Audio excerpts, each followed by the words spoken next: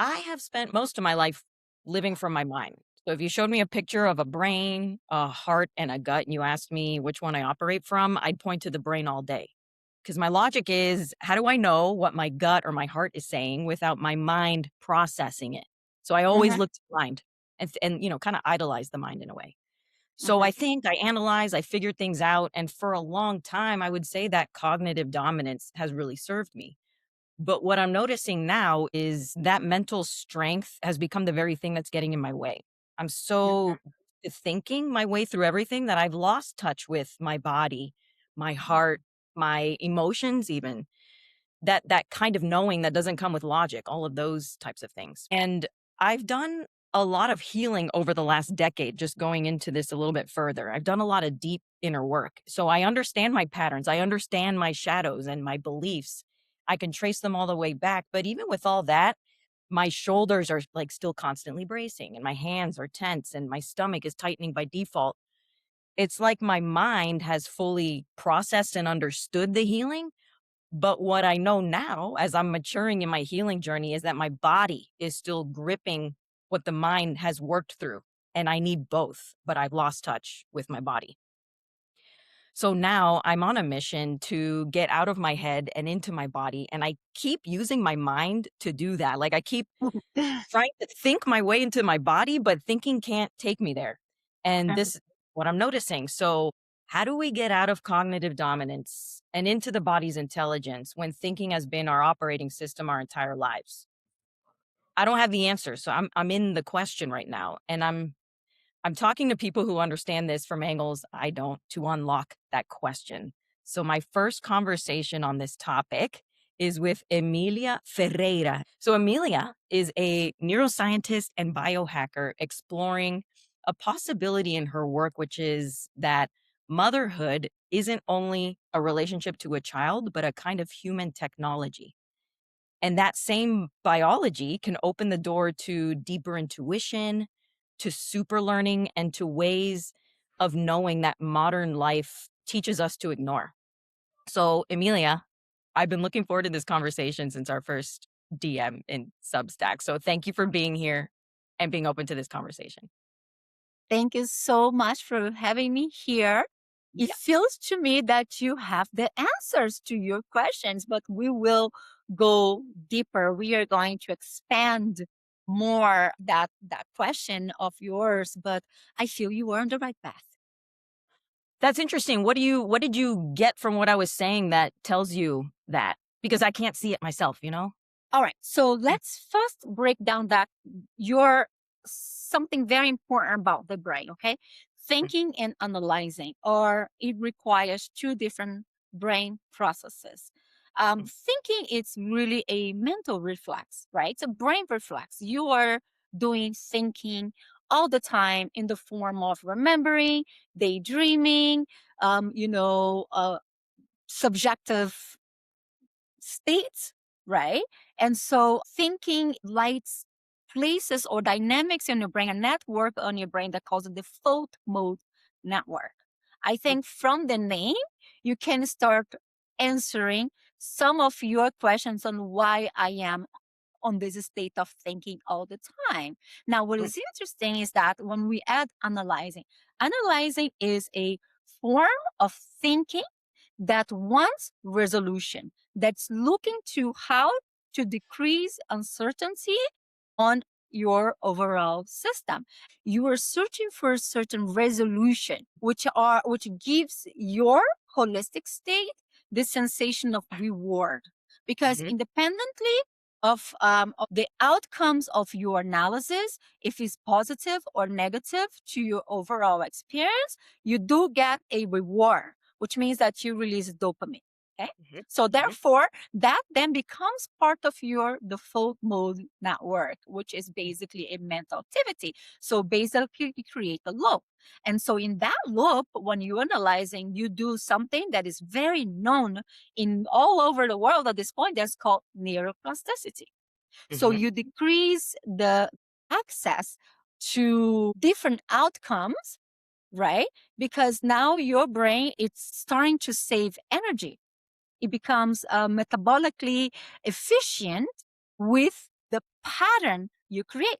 So when you say that it becomes your entire operating system, basically what you did is that create patterns of prediction of Mm. how you predict your reality. So Mhm. Mhm. on that sense, now comes to the part what you're saying. It's like I cannot really understand the message that my body is from here down is Mhm. giving to me, because now you start analyzing sensation and you Mhm. start experiencing sensation as a analysis rather than the actual body experience. I think this is a systemic issue with our society because we prize people that can analyze. When you go to school, the first thing that you do is analyze. University rewards analyze, companies reward analyze. Artificial intelligence is built on analysis. So now we become this being of analysis that I think it comes from the early imprinting and conditioning that we have to sustain systems only with that perspective. You gave me a lot there. That was so good. Like, what a great, just a scientific look into it. It reminds me of unlearning it Yeah. because if you grew up with it and it's societal conditioning, it almost gives me like grace for where I am because it came from society, and I'm just happy that I'm doing something about it. And my mind still always wants to understand everything and what's the logic Mhm. here. But what really I connected with there was when I'm even looking to the body now, because I'm trying to get more into the body, I'm analyzing. Yeah. And so that rang very true, and I just really You appreciate you bringing me some you insight. we pretty much lose um access to how the body communicates with the mind, or how do we experience we start pretty much overriding the experience of the body with analysis. What do we lose access to when cognition has been running the show for most of our lives? Wow, it's interesting when you say lose, because Mm. from the holistic experience, we're not losing anything. Now we have this ability to make choices into how do we want to experience our environment. Then I would say that what you lose is somatic knowing. Mm. You lose the present moment as a sensory experience, because first you are analyzing the experience instead of feeling the experience, then to send that information to the brain to then create meaning. So we are dismissing the real data that the body is giving to the brain. So the prefrontal cortex take control of a internal landscape. Okay. So what Yeah. happens is that starts suppressing tension, suppressing desire, even hunger, and you start giving meaning to that even before you receive that real data from your body, right? So it's like you start analyzing the emotion rather than feeling the emotion itself. Now what that does, uh, you from my perspective,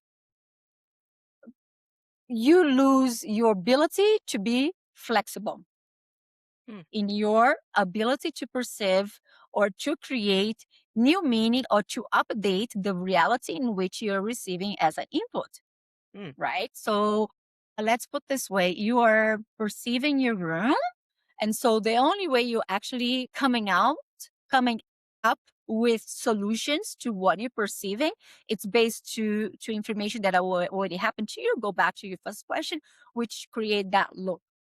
And then it narrow down your view of the world.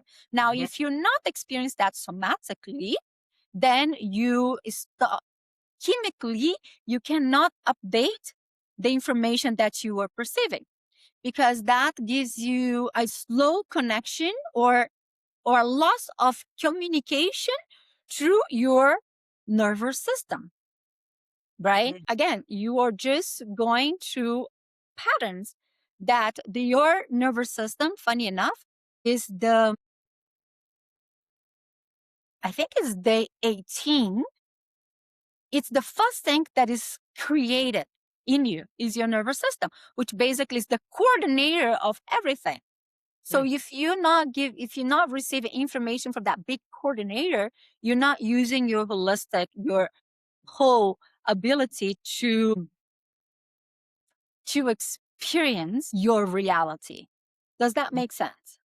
Well, holy crap, it brought up a lot of things for me. One thing that's interesting is what I was explaining earlier. I love that you're bringing in nervous system because I have found out in my research around trying to get more into the body, like there's a nervous system connection here of like Yeah. why do I feel tense all the time even when I'm in a calm setting, like, and that to me is nervous system stuff. And it's almost like you're saying, if it's created very early on in infancy, when you're like, not even infancy, before you're born,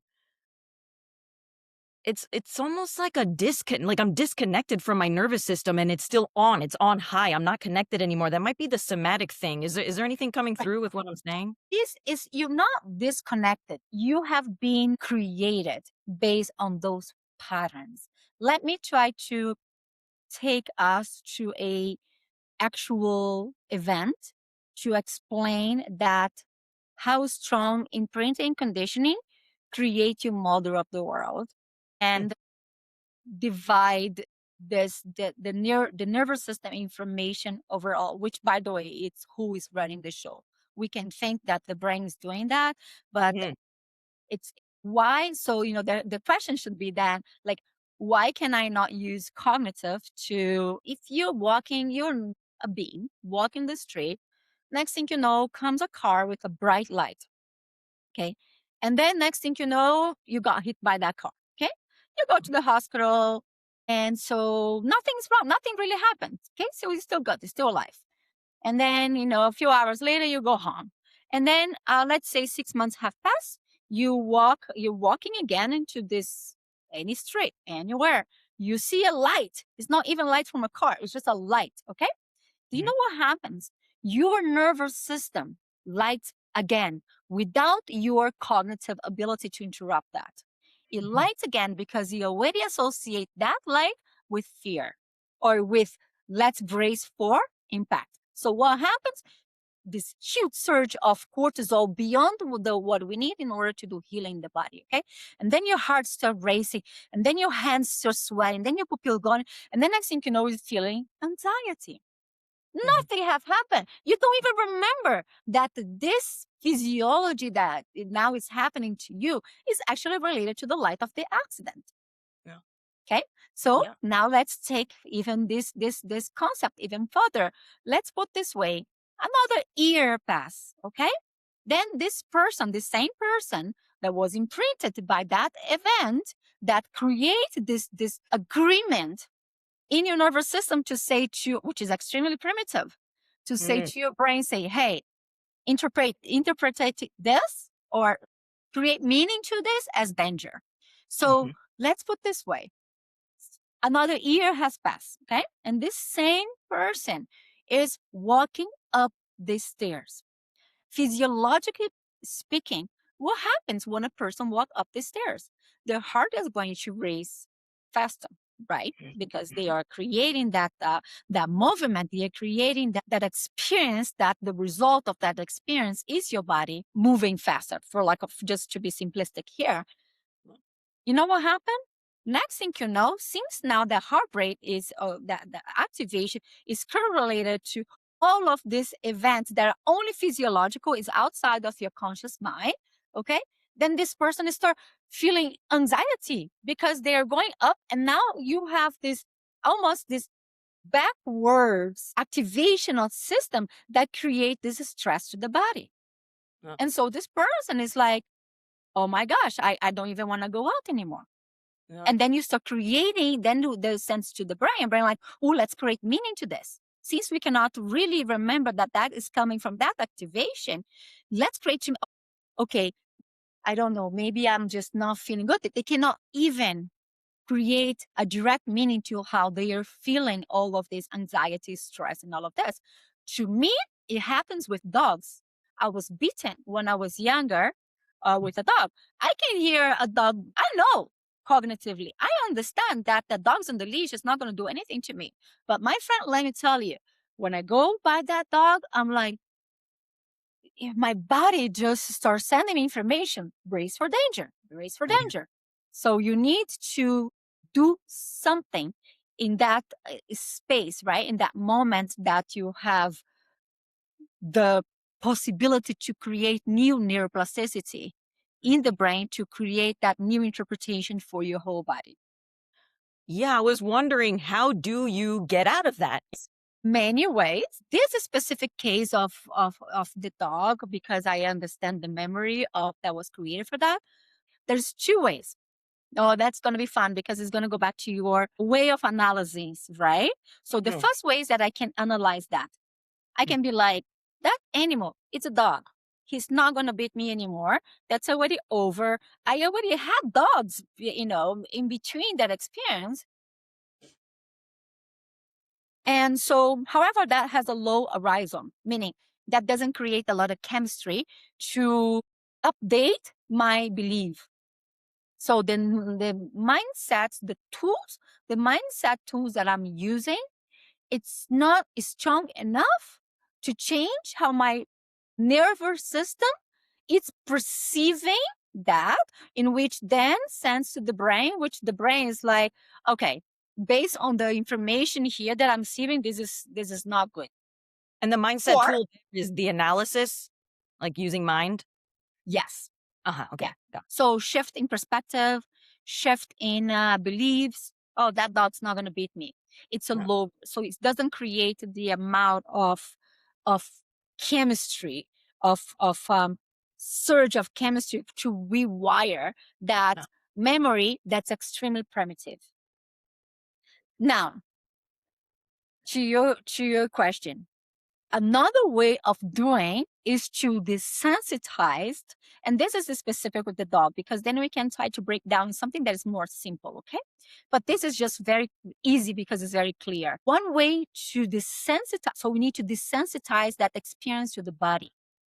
Because again, with the mind, we already know that it's cool, but the body doesn't believe it Yeah. because it's a Yes. different language that the body believes. So we need to desensitize the body experience with that input, which is the dog, okay? The experience of the dog. So how do you do it? You need to go and you need to touch the dog.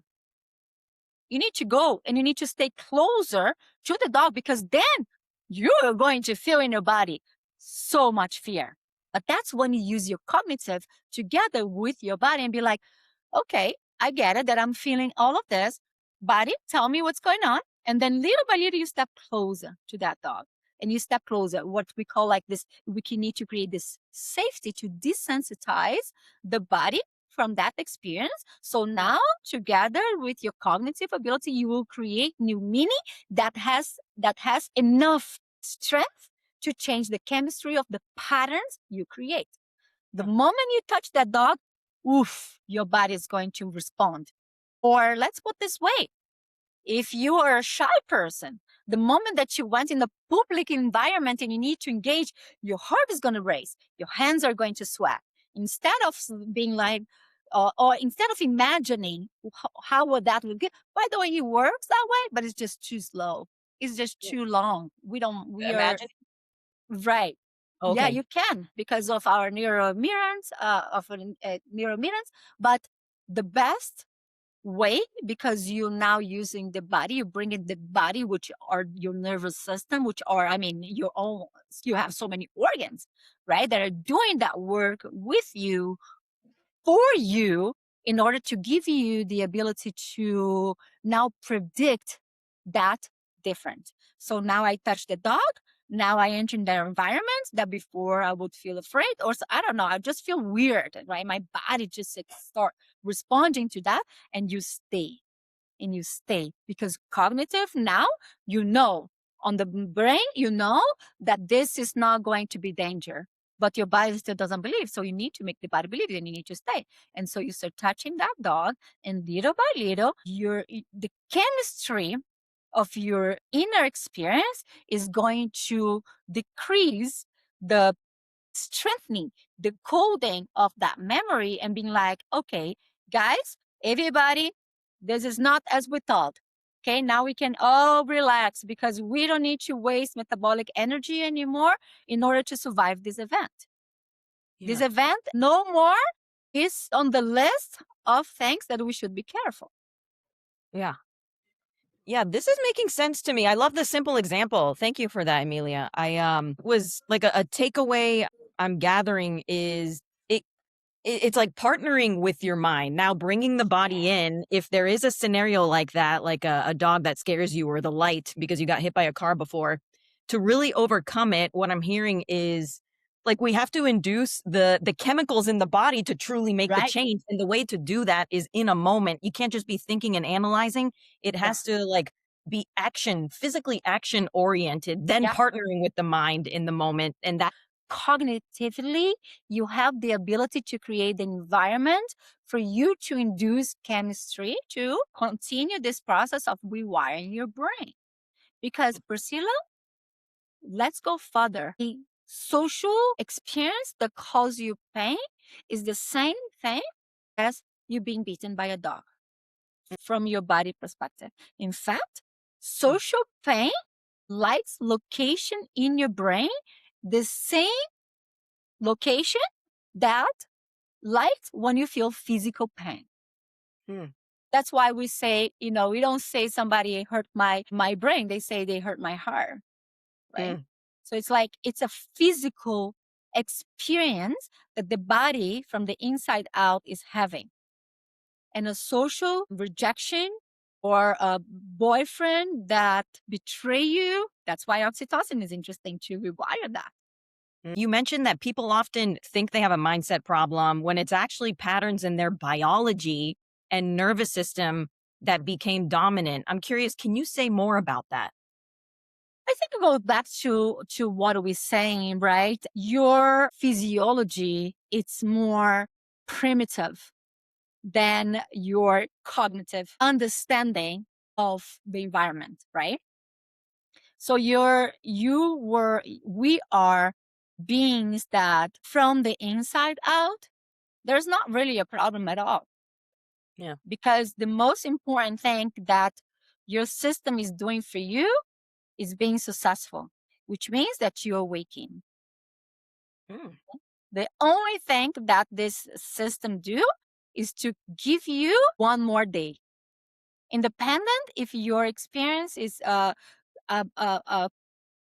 condition to mean positive or condition to be negative. The experience of the mind, it's only one part of this equation, right? And yeah. so the patterns that the brain is creating is actually coming from information that your nervous system it's reminding you in terms of this. If we do this, we are going to survive. If we don't engage with the dog, we will survive. But it's not true because Hmm. now we have evolved, which is so much fun. I always think like, wow, how our holistic self evolved so much to actually understand what a experience is enjoyable and what experience is not. Because Mm, from the inside out is only surviving. You made it. We are yeah. successful. We are here speaking. We did Yeah. not miss this day that is happening today, Yeah. right? I love Yeah. to think like how many systems and civilizations and weather's challenges have happened for you to be expressed right now as the brain and body you are today. Yeah. So from that perspective, you're actually being extremely successful. Oh, yeah. Yeah. Something I'm picking up on here over a few questions and answers is like the body is always leading. Hmm. The primitive, the physiology, the Yeah, biology. but Yeah. let's put a dot here. Let's say that the body is always winning, meaning the brain too. The brain Yes. as part of Yes. this. It's a partnership. It's not about like getting out of my mind and into my body, like I was saying initially. This is a new partnership, the way you're Yes, describing it. Yes. brain coherence. Okay. Mm, So this system that we have created in order to predict the future comes from patterns from your conditioning you printed. The only way you can predict the environment, right? Based on those skills that you have and decrease your flexibility to create meaning beyond that. Now, that is an extremely sophisticated system, okay? Because it's metabolically costly. It takes a lot of energy to change that. And again, this is not created to make you experience positives and negatives, polarities. It's just a system, it's just going, right? However, now you have this consciousness, this ability to actually make choices like, oh, I don't want to feel this anymore. Now I want to feel something beyond that because somehow, which I actually don't understand, why suffering is wrong. Like why, right? It's like why? Because from the inside out, is not. It's not like that. But now you have the ability to consciously choose and create meaning and say, well, this event for me, or this anxiety or whatever, how the body experiencing, it feels not what I want. Now you have almost like a free will, which is kind of another topic that I would love to have a conversation with you about it. All right. So what do we do then in order to override this very sophisticated system? Mm, We need to have another system that is even more sophisticated than that. mm, But wait, the body, it's just this we are confined on this. How can we have another system that is more sophisticated than this beautiful machine, which is the latest thing that happened in our evolution, is mm, that you need to partner the systems in your holistic self, which means that we should be connecting the systems of the heart. The heart, as you know, the heart has independent neurons, mm. Heard that. right? Or not? You Yes, I've heard remember? of that. Yeah, good. So those neurons, they do not pass through the same cognitive processes as the neurons in the brain, which means that they are not firing based on that chemistry, right? On that condition and that imprinting. The neurons in the heart, they are responding through electromagnetics. And Mm, they don't remember that chemistry that makes you remember that dog. The neurons in the heart, they don't. So now if we could connect those two, okay, we can override that only system by creating bigger systems in your body, which means that now once you can learn how to stimulate that neurons in your heart, that knowledge, right, that technology, for just to use fun words here, you can override somatically, or you can induce that chemistry that can slow down that chemistry, that electricity that is firing those neurons, and say, hey, let's predict this. Now they say, "Oh, we have more space to predict different. We have more options to predict our reality different because now we're using other system that is not conditioned to events that have passed, that have happened in your past history." What I wanted to say with that is that the one of the best ways to stimulate different brain patterns in order for you to predict different outcomes for your reality based in your cognitive abilities and desires is to use the physiology of your body, specifically of your heart, mm, to give you that window of neuroplasticity. mm. Wow, that is a whole other subject I would Yeah. love to go into. Heart coherence and, like, Yeah. heart intelligence, how to connect with it. I'm very much about instead of just understanding it, like, through the mind, like, how to truly do it, because that's very new to me. I'm trying to connect with my Yeah. heart. So I just appreciate you planting that seed, and bringing it in, 'cause it's a part of the whole equation, like you said. How do you up level what's already sophisticated? Another thing you had mentioned in Substack was about shifting the chemistry from the Yeah. inside out rather than thinking our way out of thinking. What does that actually look like in practice? Well, heart and brain coherence is one of those, Mm, right? Because you are inducing a chemistry to desensitize the predictions. And you always need to be thinking towards your chemistry when I'm saying desensitize, because from the inside out, the experience is very chemical, right? So how can we change the chemistry, or which creates pattern, which creates blocks inside our prediction mode? Your brain's a predictive structure, mm, right? which is receiving meaning from your nervous system. And then based on all those events that we mentioned about the dog and about the party that somebody says something to you, and then that's now in your next experience to reduce the metabolically cost of what that of predicting that experience is just going to be like, oh, let's go with the last thing that we did. Right. So that's why thinking it's very low arousal, like it doesn't have the enough chemistry to change how those neurons are activating. So we need the chemistry of the body to do that. Well, let's just put size. The body's much bigger, you know. The nervous system, it was the first thing that was created. Then that right after you have the heart, right? Mm, So I love to understand from the beginning what these systems are doing, and if you induce that chemistry, and we talk about oxytocin, right? If we can induce those that chemistry, you have the condition to create precondition for you to perceive the environment differently, because now you're not only using your cognitive perception, something else is coming to the game, right? And yeah. again, and I think you mentioned this yourself, the information that is coming from the body is directly related to your intuition, to Mm, the knowledge of the body that is beyond your lifetime. Because mm, genetically, then we can even have more fun with this, but genetically, you are carrying certain somatic memories, mm, right? Which is yeah. also creating conditions for you to perceive. Like, how do you know that you should be afraid of a bear?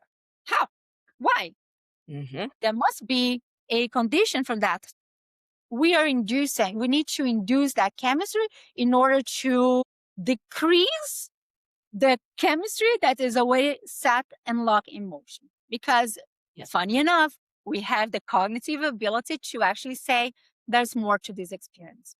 Yeah. There is a, That's there is this innate memory, innate body memory that keeps giving us more, which then we can connect it to consciousness, to the subconscious. Which another very interesting thing about heart and brain coherence is that it gives you the state to enter in your subconscious, wow. meaning you are more than what you are predicting. You only predicted that again to save energy.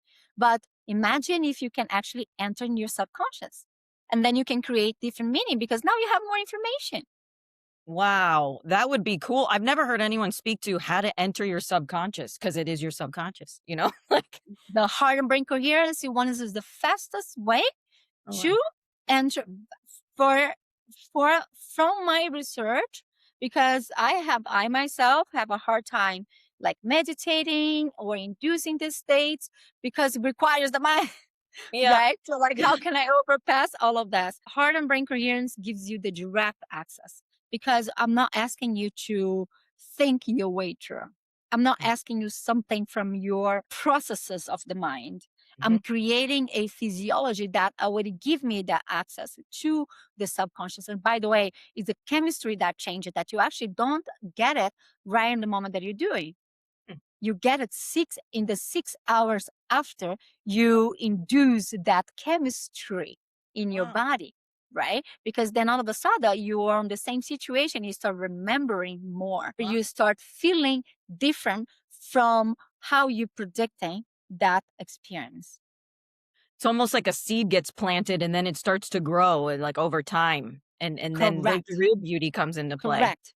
But it only lasts for around 6 hours, because again, we go back to our default mode that we Uh-uh. spoke earlier on, which was the reflexes activity that we have in our brain. So the way to do it is to have that as a exercise. You do the same way you do analysis. You should be doing hard coherence, because now you train that muscle, right? In order to not lose this access that you had. Wow. Yeah, that makes sense to me. I really appreciate you giving like practical ways of what to do and like what to start involving because I'm going to start looking into heart brain coherence. Maybe there's meditations and doing, how can I do more heart brain coherence? Substack, I do have a guide that teach that. I'll send it Oh, to you. oh, And then I really? can Yeah. give that Awesome. to the people that are going to be watching Oh, yeah. your podcast as well, because I have a guide that guides you step by step on how to induce that coherence. Oh, thank you. Awesome. I'm glad you brought that up. That's the exact type of thing as a next step for me of what I would like to do. Yeah. Um, the thing I'm taking away is there's two things actually. First, it was very subliminal, but it was a big thing to me where you said you don't actually lose anything. And that meant a lot to me. And I don't know, I just wanted to bring it up. I don't have any meaning behind it now, which I'm happy with. Like it just meant something to me and I'm trusting that. The other thing was I wrote it here like enough chemistry to rewire, metabolic costs. Like you got to go there Yeah. to make true change. That's why I can't Yeah. access the body through the mind. Like I have to be inducing these chemical things through the Yeah. ways that you were starting to introduce to actually make true change Yeah. holistically, really. Yeah. Yeah. It's a state. We need to simplify the physiology of how to change the mind, which is states. The Mm. body and the mind respond to states, not to beliefs, right? Mm. Because again, from evolutionary and from biology and neuroscience, everything's okay, right? Like Yeah. there's no problem. Yeah. Like I say, it's perfect. You function. I always love to, again, bring it back this idea that so much in nature had to happen for you to express biologically as you are today. Mhm. But Yeah. then at the same time, evolution has gave us this mutation Mm. to be able to perceive and to make choices based on that perception. Say the polarity of this experience means that I'm having a good time and means that I'm not having a good time. But again, from inside out, it doesn't really read that way. But if you know that and you already know that beliefs are not going to change that chemistry, then you need to change the state of that chemistry Yeah. based on your cognitive ability to say, well, I don't want to feel this anymore. Yeah. So I already know that I cannot change that with my mind, because my mind is just imagining that there's a different outcome to this, but how do I get that? And if you only do through your mind, again, you don't have arousal enough. You don't have chemistry enough Yeah. to take you to the precondition to experience that differently. So you do need enough of a state change in order to then have your mind, right? Have your precondition now agreeing that, yeah, this is actually possible. Yeah, certain things were clicking in there from what you referenced earlier, like free will came into play there, like the ability to choose in a moment, and again, the chemistry, like going there. It's about going there Yeah. is the thing I'm You gonna know, fall into. one tool that is very fun to do, that it doesn't require a lot and is still very analytical for people that have got used to, right? Remember as well, we are beings of repetition. Mm, We lose again a lot of calories in order to predict new outcomes. However, a fun way to do before you use the body is actually to be in a situation, and instead of and then and consciously decide, all right, this situation cognitively, I understand the meaning of that, right? And so instead of, then you make that choice and be like, all right, so this cognitive came to me again. Those are chemical discharges, right? That your brain would do it. So you stay on that moment, and so instead of, because you will, which is very interesting actually, because then you get a dopamine charge there, which gives you that feeling good of like, oh, I resolved the problem, right? Even though mm, that's not the outcome that you cognitively thought that was possible to you. Now, maybe it's hard to do it, but I would say that stay in that situation. But the things like, if you already got the dopaminic reward, then your whole system will say, oh, we can leave this, right? mm. But what I was going to say, which it's like, even when you got that feel good of resolution, of minimizing outcomes that maybe are not going to be pleasure, because of your preconditioning of that situation, it's to stay in that environment and be like, oh, what else here? What else I'm going to try to find more meanings? Because then you're going to get even more dopamine. And then, and so with that, you could also create the arousal that you need in order to change that chemistry. But I would say that would take a long time. So I would Mm. go with the R. Interesting. Okay. That was reminding me leaning into your edge, like doing the challenging thing, but also staying with it Yes. Because beyond there are the rewards for edge. that. There are Yes. rewards for that, right? Just imagine there's being an extra gas in your system. And now Yeah. you can stay a little bit longer, 5 minutes longer, 2 minutes longer, So with Yeah. that, you could create that, you could increase the threshold of how you are going to experience that situation next, Yeah. which again goes back to desensitizing. Yes. Makes sense. I love how things come full circle in our conversation, at least for me, and I hope for the listeners too. So, wow. Thank you so much for this conversation related. I can't thank you enough. I want listeners to know Emilia can be found on Substack at the name is Raising Ona, Yeah. Biohacking Motherhood. And one more note to the listeners, if you are in this world too, somewhere between knowing and embodying, we're figuring this out together.